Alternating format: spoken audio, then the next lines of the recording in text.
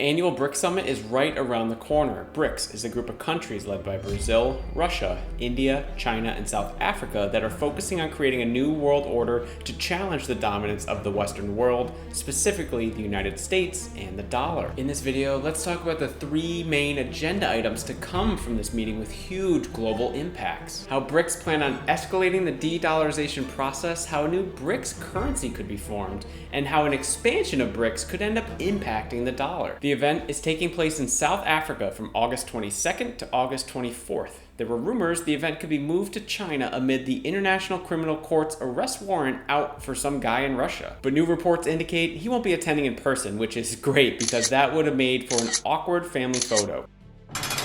At least 25 countries have expressed formal or informal desire to join the BRICS bloc, and I have those countries scrolling across the screen now. What I expect to see from this meeting is a formal process and procedure created by the 5 founding members outlining requirements from other countries around the world to be able to join the BRICS bloc. While China is reportedly ready for a large expansion, some of the other members appear to be interested in taking a slower wait-and-see approach. Like India, whose external affairs minister has said it's still a work in progress, and Brazil's foreign minister agreeing, saying BRICS is a brand and an asset, so we have to take care of it because it means and represents a lot. Because remember, the 5 BRICS nations aren't necessarily the best of friends, specifically China and India.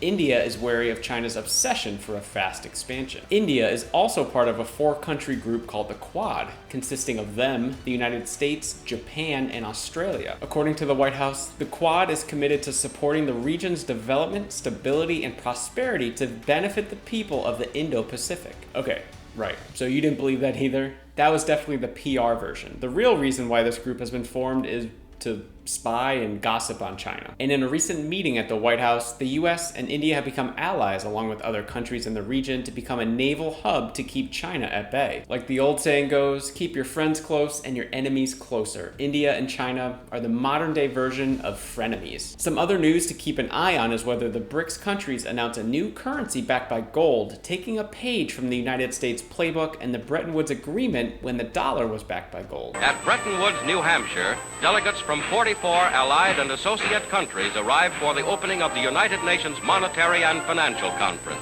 This one definitely has my attention because the rumors are all over the place. Initially, all the news on this happening seemed to just be coming out of Russia, with multiple leaders saying it will happen. But recently, the vice president of the BRICS Bank has said it's going to take a very long time for currency movements to take shape, so any discussion of alternate currencies is indeed a much more medium and longer term aspiration. Which makes sense, because if we look at other group currencies like the euro, it's taken decades to go from discussions to implementation to success. And the downfall of having a currency backed by gold was seen in 1971 when the United States could no longer make it work as they needed to curb inflation and prevent foreign nations from overburdening the system and redeeming their dollars for gold. But even if BRICS were to announce a new currency, I'm not too sure all the members would be fully on board. India is the only country in the BRICS bloc that is doing financially well in terms of GDP growth. The country can survive without BRICS and still relies on support from the Western powers through trade deals to further boost its economy. Considering all these factors, India made an announcement that they could back out from launching the BRICS currency. They have the most to lose if it's a complete flop, and again, are concerned about China's self-interest. So I think for now, India is just playing it out, seeing what happens. I might be crazy, but I'm getting the sense that BRICS is becoming a slight burden for India. Let me know if you agree or disagree down in the comments. Here's a little bonus topic for you, because one country we haven't talked about yet is the host nation, South Africa. I'm expecting South Africa to lead discussions about how the people and countries of Africa need more say, involvement, and respect on the global stage. For a lack of a better word, it's going to be an African spotlight showcasing why they deserve a better seat at the table. While it's huge for Africa to have representation in BRICS, South Africa is only about 1/5 in GDP the size of the next smallest BRICS GDP, which is Brazil. But with a dozen or more African countries keen on joining the BRICS bloc, led by Egypt and Nigeria, who technically have larger economies than South Africa,